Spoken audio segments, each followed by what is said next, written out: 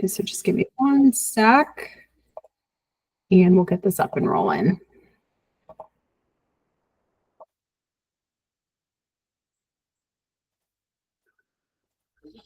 All right, I think we're good. I think we're good now. All right, so this is one of our very new, brand new series, Business Growth and Strategies. I get a lot of questions from real estate agents about when is the time to grow? I'm getting really busy. I don't know how I'm going to handle it all. Is it just the summer season that's making me feel like I'm going crazy?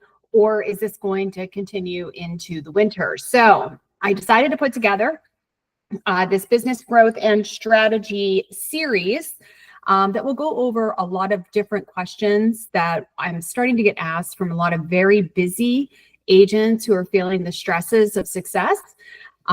So hopefully it will point you in the right direction of whether it's time to grow, whether it's time to delegate, or whether it's time to hold steady and just continue to do what you're doing until the next wave of growth comes your way. So the goal of this series is to help agents understand systems, structures, and mindset needed for growth and growing from a solo agent to a leveraged, scalable real estate business. This is a 5-week instruction that'll cover scaling your business, business management of a team, productivity, taxes, and end-of-year prep, and understanding profit margins and ROI in marketing. So today's lesson is all about the introduction of scaling your business. And this should help you kind of think outside of the box of, is it time to scale? Are you willing to put the systems into play to really help you alleviate some of those non-money making activities? And who do you delegate that to? So that's always a big question, that if I'm going to expand my business, if I'm going to do more business but free up more time, what's the first step? Who do I call? Who do I hire? Do I bring on a buyer agent? Do I bring on an admin? Like, where do you start? And I can tell you that when I got very busy in my business, I was so busy at being busy that I didn't have time to really think about how to grow my business or how to free up my time, because you almost feel like a hamster on a wheel sometimes. You know, you have to hurry up and get finished with your current tasks so you could do your next task. But then if you're adding something on top of that, you just don't even know where to begin because it becomes so overwhelming. And that's a totally normal thought. That's a totally normal activity that we're just running to get the next thing done. But the problem with that is if you don't stop and if you don't take a breather, it's really hard to stop running. It's really hard to get off that hamster wheel. So you almost have to take a step back and say, stop everything. Let me really look at what I'm doing, because I'm doing 1,000 things, but I'm not doing one thing at 1,000%. So you almost have to take that breath and take that step back. And by you guys being on this training and actually starting to think about these measures, that's really the first step. So, and let me decrease my screen here so I can see what I'm looking at. So on this, what does scaling mean to you? Scaling a business means growing revenue and capacity at a faster rate than you're increasing costs. So scaling business means growing revenue and capacity at a faster rate than you're increasing costs, especially becoming more efficient and profitable as you expand. It's about increasing output and reach without a propositional rise in expenses. This involves developing sustainable processes and systems to handle increased demand effectively. So we all want to do more business, but the most important thing you should be looking at is you don't want to have poor customer service just because you are only one person. So how do we do that? How do we generate more revenue? How do we have more capacity? How do we duplicate ourselves to be able to service more clients without going broke by doing it, right? And that's the $1 million question. So foundations for scaling. These are some core offers. So what you deliver that's valuable and repeatable. And I'm sure that for everybody, because everybody's business is different, you all offer different things. But this is just a rule of thumb of something that every real estate agent in every market across the United States does or should be doing. And that is showing appointments, listing appointments, writing offers, building rapport with clients, nurturing those long-term relationships. So past clients, future clients. So make sure you're nurturing those relationships. Paperwork, the dreaded paperwork, marketing and branding, your follow-up and follow-throughs, receiving and delivering feedback, and delivery of documents, going to settlement, holding closings, those types of things. So those are our core offerings. Now, keep in mind, when you think about your business, you may have a ton of other things that you do in your day or in your week or in your month. There's a lot of other things. Maybe maybe you do home staging. Maybe you do photography. Maybe you do investment work, and you're working with running pro formas, or whatever the case may be. You may have other things to add to this. And I do dare you that if you have a notebook beside you, jot down these items and then jot down anything else that is your core offering that is specific to your business. What do you do? What is sucking your time during the week? And you can't say, well, nothing's sucking my time, because they all do. Getting out of your chair and into your car and driving to a showing appointment is a time sucker. It is taking time from you. Doesn't mean that it's not a money-making activity. It definitely is, but it is taking up a portion of your time in the day. So let's start thinking about what is taking up your time on a work level during the day, and start making a list and writing those down. So that is your first step for scaling. What do I do in a day, and how much time am I spending? So what are you spending on now that you have your list, or now that you're going to compile your list? What are you spending time on that does not generate direct income? Okay, so I want you to take this list, and I want you to go through, and I want you to cross out anything that is not considered a direct money-making activity. Okay, so I'm going to give you a few minutes to do that, and feel free to chime in if you have any suggestions on anything else that you do. But what is not a direct money-making activity? And you're going to say, well, paperwork is a money-making activity. No, it's not. No, it's not. Writing that offers a money-making activity. Doing the paperwork and filing your SkySlope is not a money-making activity. And you're going to say, well, marketing and branding is a money-making activity, because then that leads to people calling me. It's not. It's not. It's a money-generating activity. It's not a money-making activity, because anybody can do it. What about follow-up? Is follow-up a money-making activity?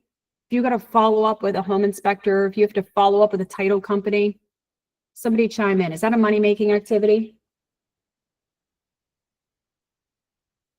No, it's not. No, it's needed. It's needed to make money, but it is not a money-making activity. Feedback. Let's take showing time feedback, for example. Is that a money-making activity? No. Yeah. What is it? What's that classified? If nobody knows, it's etiquette. It's real estate. Building rapport with the listing agents. Mm-hmm. Real estate etiquette. You could call it networking. You could call it whatever you want, but it doesn't make you money. What about delivery of documents, for example? Is that money-making activity? Delivering your commission check to the office? No, you already made the money. It's sitting there, right? It's not a money-making activity. What makes you money? Showing appointments, because you're with who? Your clients. Your clients. Listing appointments, because you're with who? Clients. Clients. Writing offers, because you're with who? Your clients. Building rapport, because you're talking to who? Your clients. Nurturing relationships, because you're doing what? Talking to your clients. So go on your list and cross out anything that does not require your client's direct interaction. If your client isn't in the room or on the phone with you, cross it off. All right. So this is your time audit. What time are you spending that doesn't generate income? If your clients aren't involved with it, cross it off. So the first thing I challenge you to do is if you are really looking to build out your team or build out your system, maybe you want to be an independent agent, you don't want a team, but you do need to delegate, or maybe you're thinking about becoming a team or forming a team and you need to know what to delegate. The first things that you should be delegating are systems. You should be delegating to systems, not people. So delegate to your computer and not to a human that you have to pay. This is how you control your costs. And what can we delegate? We can delegate our marketing in Hootsuite. Hootsuite is a marketing delivery system, very similar to the one we use here at Realty One. Hold on one second here. I got somebody joining. And all right. And let me get that back up here. All right. Can you guys see that again? Yep. All right, perfect. So Hootsuite is a marketing delivery system, very similar to the one we use here for the brand boost at Realty One. You can market yourself an entire month in advance on Hootsuite. You can come up with a couple templates using One Design, plug those in. It's going to take your marketing from a daily event down to a few hours a month by doing your marketing. And it's very cost effective. Your follow-up, OneSuite, it's included in your membership here at Realty One. You put it in, you set it, you forget it. If you have those future follow-ups or those leads that came in that you paid for, that you worked so hard for, and they haven't responded, you've done your 7 touches, you haven't heard from them, put them into your OneSuite, put them on a drip campaign. It is following up for you. If they're not responding to you, it's a non-money making activity. So put it in a system. Next is going to be showing time for your feedback. Automate it. If you're using showing time that the MLS gives you, unfortunately, you can't automate it. But what you can do with the paid version is you can automate your feedback efforts, and you can connect your sellers into the app so that when feedback is received, it automatically sends a carbon copy to your seller and looks like it's coming from you. So automate what you can and delegate to systems before you make your first hire. So let's talk about delegating non-licensed tasks, because usually if you are becoming a very busy, very successful agent, the first thing you want to do is delegate some of those non-money making activities. So if you ever wish that you could duplicate yourself, that is exactly what it is. It is called delegation. Delegating the busy, non-money making tasks in your business is what can help you grow. So you need to be able to trust yourself that you can train somebody else to do the job not as good as you, but better. I will be the first to tell you that I cannot run this brokerage alone. I hire people who are much smarter than I am at the tasks I need to be completed, because I know I can't do it all. When it comes to marketing, I'm no marketing whiz. I hired Kat because she is. When it comes to leads, I'm really great at generating leads. I'm not really great at putting those leads into any type of database, following up with them, keeping them in one central location, or understanding their metrics. So we hired Olivia because Olivia is very good at that. So sometimes delegating doesn't mean that I don't have my hands on it, so it's not going to be as good. A lot of times if you find the right fit, it's going to be better, because that is solely what they are focusing on. So to delegate is to entrust someone else. You need to first learn to trust so that you can delegate that responsibility. They can take it, run with it, and do it 100 times better than what you're doing now. So what can you delegate? Is it time to hire? You can delegate your marketing on social media. Again, we talked about the systems, and the systems should come first. If you're not using systems, you need to start using systems. I know I say this 100 times over, but you can hire a marketing specialist for social media. What about planning out your open houses? Planning out your open houses is a non-licensee type of responsibility. They can go in and schedule it on the MLS. They can put it out on social media. They can send postcards. They can send direct invitations. They can go to the house and post your open house signs and riders and balloons. They can go and pick up your cookies or your cupcakes and your waters. They can put together and print your flyers, your open house sign-in sheet, the whole shebang. Think about how much time that would take off of your plate. Because I know as a busy agent, when I became busy, my open houses sucked because I didn't have time to prep for them. I didn't have time. I would keep my open house signs in my car. I put them out the morning of the open house. I would have a case of warm water in my trunk that I used at the open house before. Didn't have cookies, didn't have cupcakes, didn't send invitations, didn't even send an email blast because Lord knows I only got like 4 hours of sleep the night before. But think about how much more efficient and how much more traffic you would get through an open house if you had somebody else doing all of the things that you know you should, but just don't have time to do. You know, and believe it or not, for a TC who's working for you, those things are kind of fun. Those are the enjoyable things that they like doing during the day, you know, that kind of break up the day. So delegate it. What about scheduling showing appointments on showing time? Any unlicensed person can do that. Or calling the listing agent and saying, hey, can such and such show this home at 10 o'clock tomorrow? Providing feedback on showings, let them do it.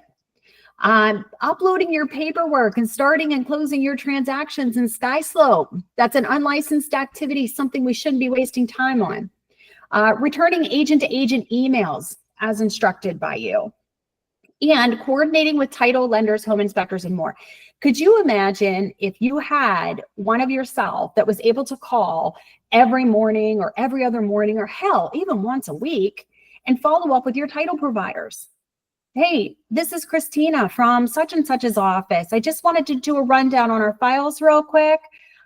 You know, for the agent that I work for, see what's going on and see where they are in the process. Okay, great. You need a commission statement from us on that one. I'll get that out to you today. Still waiting on the payoff on that one. Okay, great. Die test hasn't been done yet. I'm gonna call the municipality right now and check on the status of that for you. Thank you so much. I have my notes here. I'll let her know and we'll get that information over to you today. Could you imagine how organized you would be?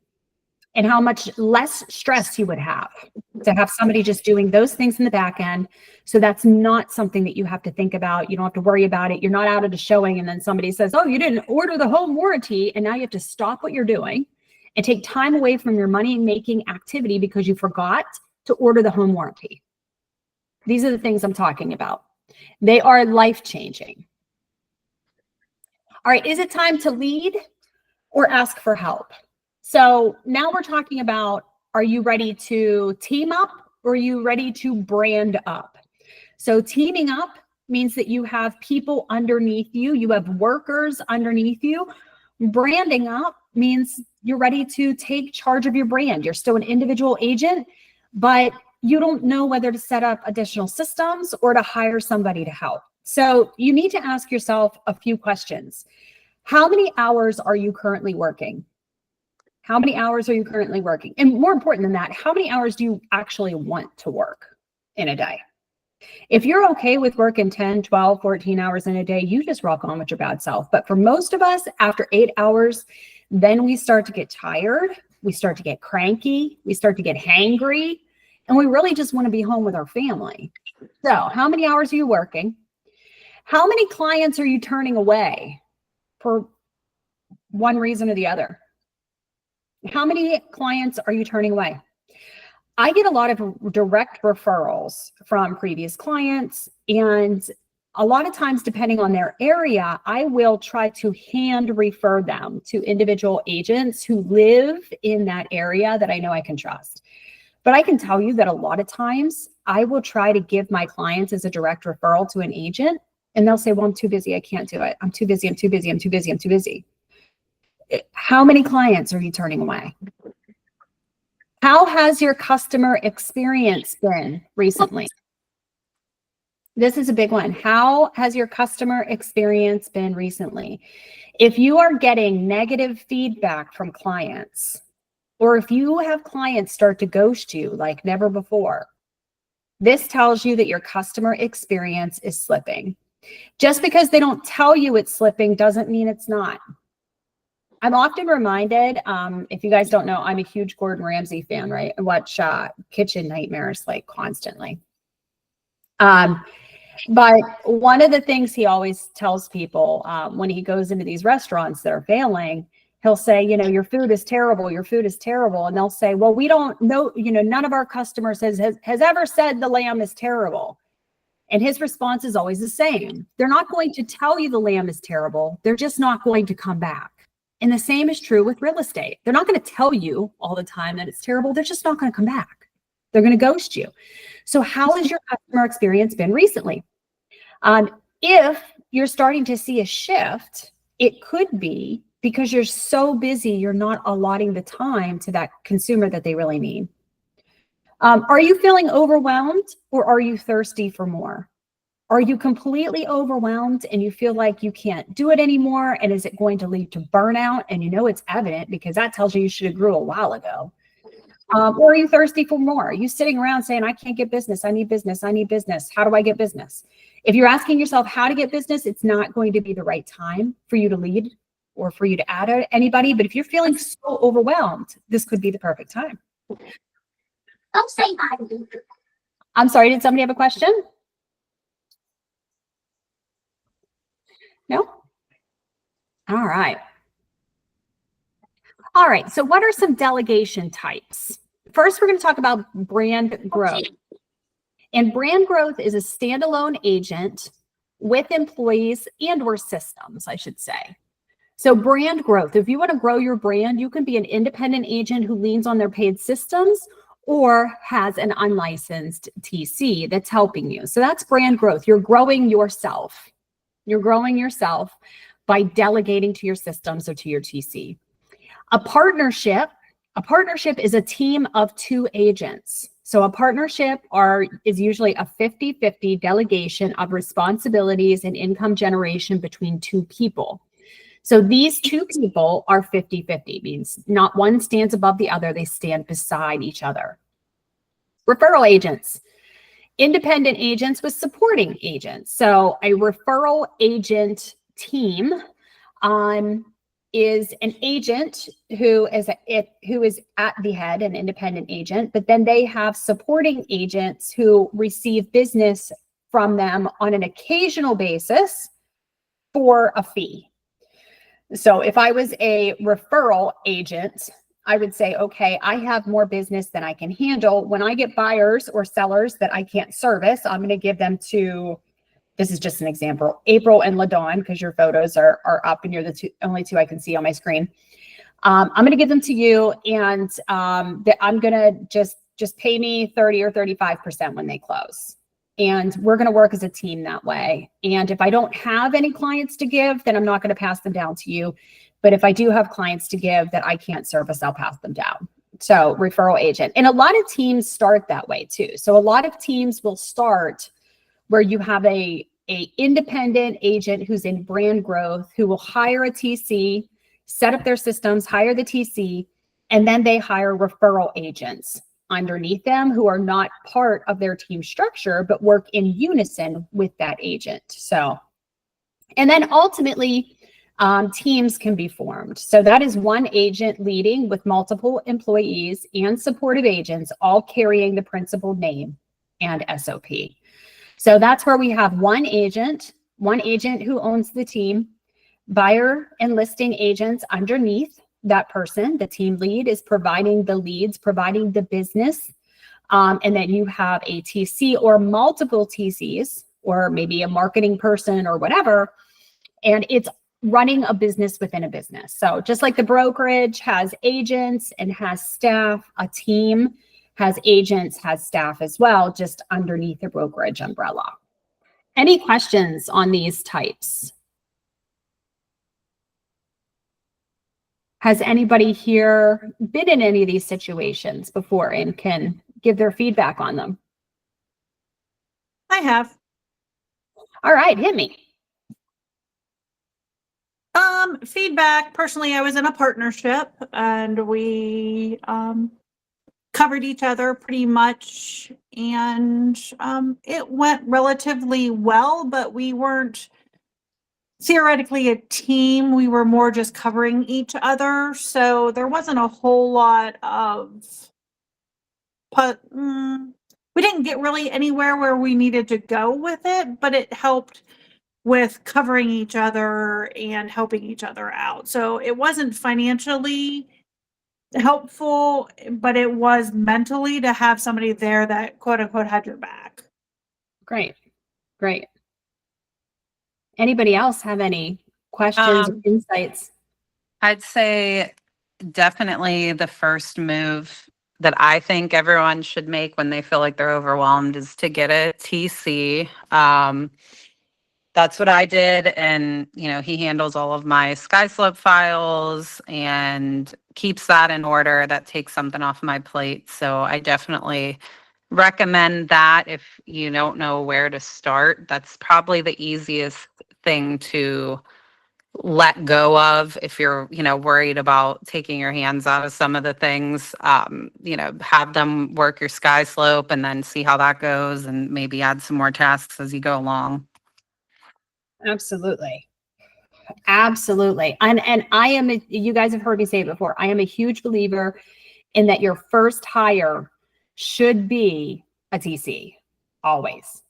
You should be hiring your TC before you need your TC, not after you need your TC, because TCs can do way more than just do paperwork. Look at our TCs. Look at Kat. She's marketing all day. Like, that's literally all she does between answering the phone, doing SkySlope files, talking to you guys when you need additional support. She is doing marketing all day. All day, that's what she does. Olivia, she does files. Yes, she answers the phone. Yes, she answers you guys' questions and helps you guys out. But when she's not doing any of that, she is generating leads, reporting leads, and doing conversion metrics for us. So we know what's working and what's not, and who needs additional support. So that's all she's doing. So a TC can help you grow in multiple ways, as long as you're willing to delegate. And that's the hardest part. So many people trip over the delegation. Please, please, please feel good about delegation. Delegation feels so good. I mean, I know it's like jumping into an ice cold swimming pool with your shoes on. I get that. That's what it feels like. But once you're in on a 90-degree day, even if that water is 30 degrees, it feels so good. The stress will melt off of you. I promise. All right. So feeling overwhelmed. Let's talk a little bit more about brand growth. That is the individual who's looking to add non-licensed individuals to their team. So growing your brand means keeping you front and center while hiring back-end support that the consumers rarely see. And those people are going to be transaction coordinators, marketing specialists, or showing assistants. So we know what a TC is. We're all familiar with that. So I'm not going to go into that too much. But a marketing specialist can help you with your social media branding, your Google AdWords, your printed advertisements for your open houses, for bill postings, for postcards for your new listings, door hangers that you're going to put out on expired listings. I mean, there's no limit to what that marketing means. You can also have your marketing specialist help you generate leads as well. So all of this marketing should not be for naught. You should be generating leads with this as well. Now, let's talk about a showing assistant, because this is one of the most unfamiliar categories of branding and building a team. What is a showing assistant? Can anybody tell me what a showing assistant is? That's usually the easiest question to answer, but who has used a showing assistant in the past?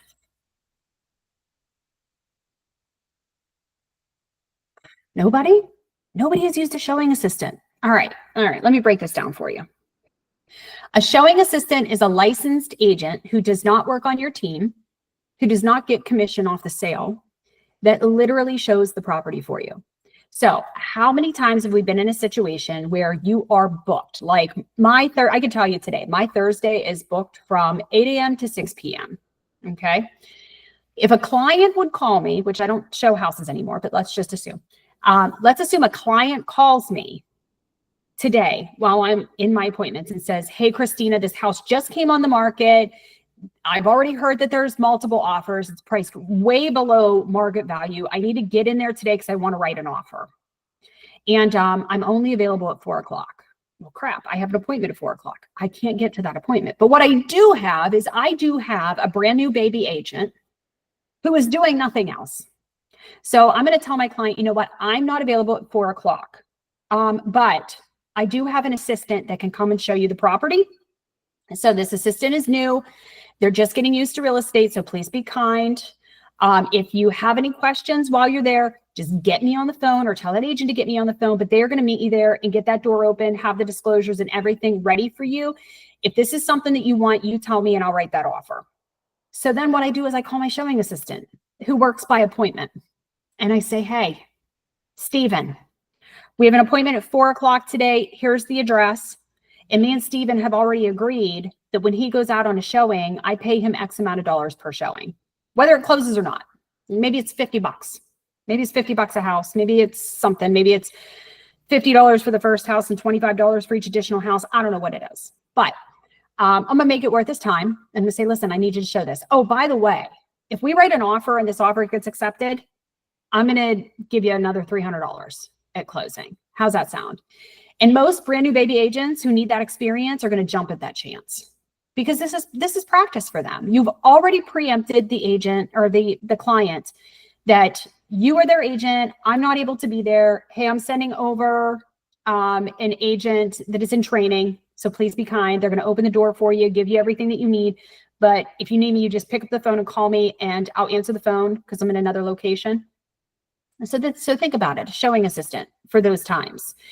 I promise you that there are lots of agents who have just started their career that just want the experience. And if you could give them a little bit of something, I mean, something while they're in this growth mode where they're just kind of gobbling up all of the experience and information that they can because they're hungry to learn, that's invaluable to them. Plus, you are building a relationship with them where if they have a question, then you're going to pay them back because they're going to call you and say, hey, I'm so sorry to bother you, but I got a question. Could I pick your brain? And you're going to get those calls as an experienced agent. And that means more to them than the weight of gold. I promise you. More to them than the weight of gold, because then you are becoming, their leader, their mentor, in a way. They have somebody to lean on. They have an ally. So truly, truly worth it to make friends with the new ones coming in because they could really use you. All right, so if you're thirsty for more, let's talk about team growth. If you feed on real estate and want more, a team might be the next step for you. Remember, teams are less about you and more about putting others ahead of your own needs. And that is probably the most important sentence you will ever hear me say about a team. If you've talked to me about a team before, that I probably told you the story about how I opened a team and I failed miserably. Okay, I failed freaking miserably my first attempt at a team. I did it for all the wrong reasons. I took all the wrong steps. I didn't plan appropriately, and I wasn't trained to lead. I was not ready. I decided that I wanted a team, so I went out and I hired 5 buyer's agents. 5, right? Not one, not a TC, not a showing assistant, not a marketing specialist, nothing. I hired 5 buyer's agents, and I promised them the world. I'm successful, so therefore you're going to be successful. I didn't train them. I didn't mentor them. I didn't coach them. I didn't provide them leads, and it failed.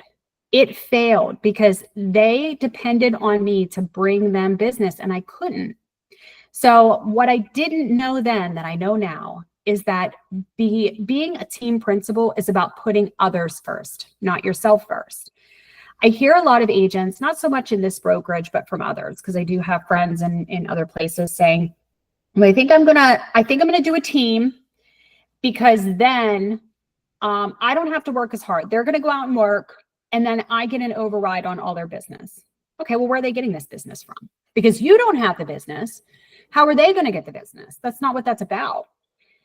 Having a team is perfect for somebody who wants to educate and lead, somebody who wants to teach others, somebody who's in that space where it's like, okay, I learned the things and I'm always learning the things, but now I want to teach the things. while expanding their business. Okay, so it is true. Team principals get an override on their agents. And if you don't know what an override is in real estate, that's broker talk and lender talk. It just means that you're receiving a portion of their business. So when you give a referral at 30%, you are getting a 30% override on that agent's business when it closes. So that's what I mean by override. So if you're on a 70-30 split, the brokerage is taking a 30% override on your business. So that's what that means. So if you're looking to grow a team, your first hire should be a transaction coordinator. Always, always, always, always transaction coordinator. Your second should be a marketing specialist. Your third should be a showing assistant. Your fourth should be a buyer's agent. And your seventh should be, or your fifth should be a listing agent. Now, some of these people can do multiple things. Okay, so when you're small, it's okay to combine those things. Just like Kat is a transaction coordinator and a marketing specialist. So that's combined role. So it's okay to combine those roles, but these are really the tasks in that order that you should really be focusing on. So first, take away some of that non-money making activity, transaction coordinator, marketing specialist, and then delegate a little bit more into that showing assistant, buyer agent role. Okay. And then, and only then, when you have all of these people or all of those buckets filled, then you move into that listing agent, because that should be the last thing that you delegate. The very last thing. Why is it the last thing that you should delegate? Does anybody know? Why do we hold on to our listings as team leads until very last? No? Because that's what generates the most business. Oh, sorry, Jamie, go ahead. I was just going to say that's like our bread and butter and our face out there. And that's what we bring buyers in from. And that's where we get more listings from also. Exactly. That's what generates more business, is the listings. Your listings, one listing should generate one other listing and 3 buyers. Always, always. So if you list one house, you should get 3 buyer leads at minimum and another listing off of that listing. Hold on one second. Sorry.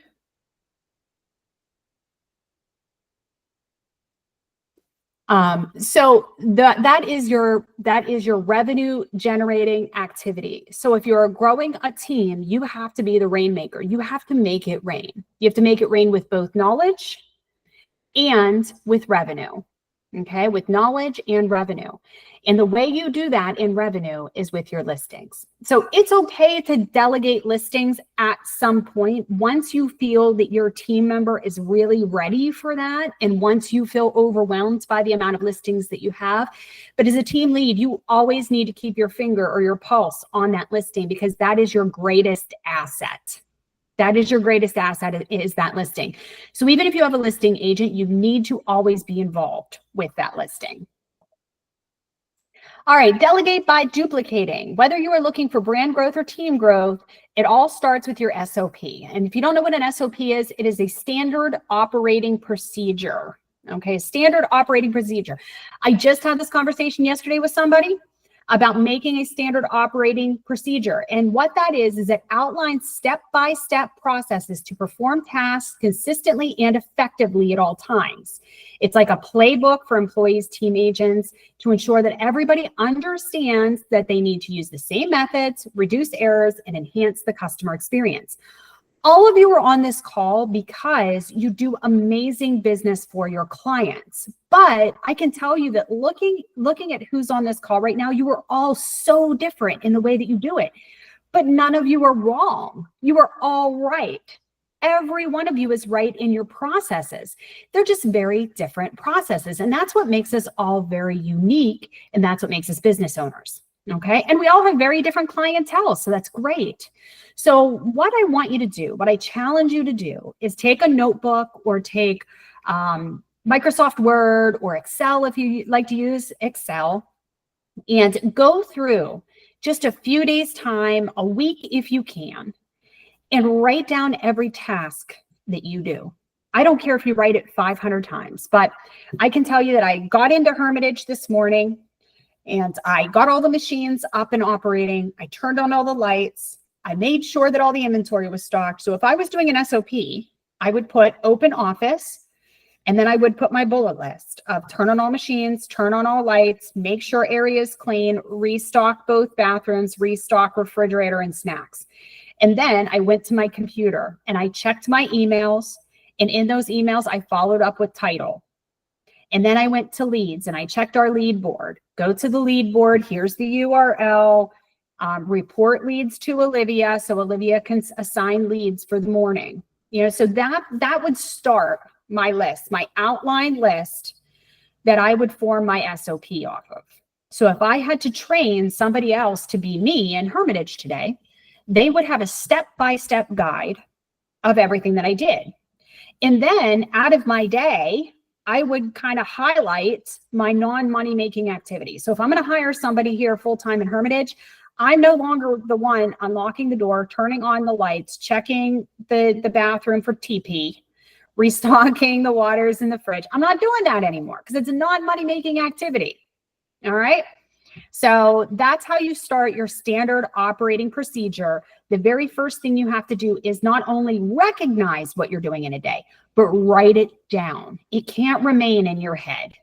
You have to write it down. And then once you write it down, you'll be able to start pulling out the items that you can delegate and give to somebody else, and then come up with procedures and systems around it. So let's talk about an SOP checklist. Feel free to write this down so that maybe you can put these into certain categories. So areas that you should include in your SOP are going to be lead management, client communication with scripts, buyer process and flowchart, listing presentation and flowchart, transaction coordination, marketing and branding guidelines, and team operations. Okay, so lead management. How are we managing the leads? What are we doing with the leads? How are we following up with the leads? How often are they going to be followed up with? When are we going to call them? When are we going to text them? When are we going to email them? When are we going to send them a card in the mail? Well, how do we do that? How are we getting leads? So you need to have a lead management system. And if you want to know how to do your SOP, the best way to do it is put it in a 3-ring binder with colored tabs like you did in high school. Easiest way to do it. Next, client communication and scripts. How are we talking to people and what are we saying? It needs to be unison across the board. How are we talking to people and what are we saying? How often are we talking to people? Buyer processes and flow chart. How are we handling our buyers and how are we getting them to closing? Okay, what's the flow chart? What's the steps? Make it visual. Same thing with a listing presentation. You guys have seen our listing presentation as a brokerage. We just had a training on that. What was it, last month, month before? You need to have a team listing presentation and flow chart. Transaction coordination. How are you handling your transactions in SkySlope? Marketing and branding guidelines. What does your branding say about you? What colors, what fonts, what headshot, what logo? It needs to be the same for everybody. And then, of course, team operations. How are you structuring your team? How do they get paid? What is expected of them? What happens if they don't do as expected? Is there some type of warning? Is there a write-up? Is there a termination? Like, what does all that look like? So start with that as your checklist and then build it out from there. Track and optimize like a CEO. So you need to monitor your KPIs, and those are your key performance indicators. Can't talk today. You need to know the number of leads that you're bringing into your team, their rate of conversion, your cost per deal, and your marketing ROI. This is something that Olivia does at a brokerage level. What gets measured gets managed, and what gets managed grows. So you need to be able to track and optimize what is going on with your business, not just with your leads, but in every aspect of your business, every expense that you have, every dollar of income that you generate. You need to be able to understand these. Time block. Oh, and before we go on, your KPIs, I believe that's the next lesson. That's like a whole hour lesson of figuring out how to do your income and your expenses and your conversions. So I believe that's next week's lesson that we'll go over that, but it's a whole 45 minutes to an hour. So time block weekly for key tasks. Once a week, you should be having strategy team meetings and review. You personally need, as a business owner, to have financial business accounting every week. You need to have an hour or two just to look at your accounting, to look at your conversions. Transaction management check-in. So if you have a TC, you need to carve out that time once a week to check your files. It's not okay just to delegate it, but you have to manage it like a business owner. You have to go in with that person, make sure that everything is being followed to your specifications. And once a week, you should have a customer satisfaction survey that goes out to your clients to ensure that your team is doing everything above reproach. All right, final thoughts. Scaling is not about doing more, it's about doing the right things. All right, questions?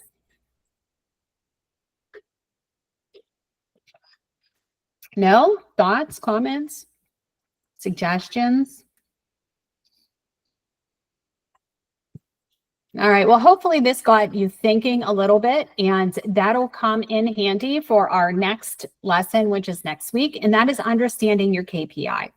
So this lesson is all about diving deep into what your business is truly earning and what it's spending. So this formula is really going to help you understand where you need to deploy more financial assets and where you need to draw back on others. And this will help you understand if what you're doing on the day-to-day basis actually makes financial sense. So please tune in for that. I'll see you next week. But of course, like always, I'll stay on the line. And if anybody has anything that they want to share or ask or talk about once everybody else has jumped off, you're more than welcome to do that. Thank you, guys. Thank Thank you. you, Christina.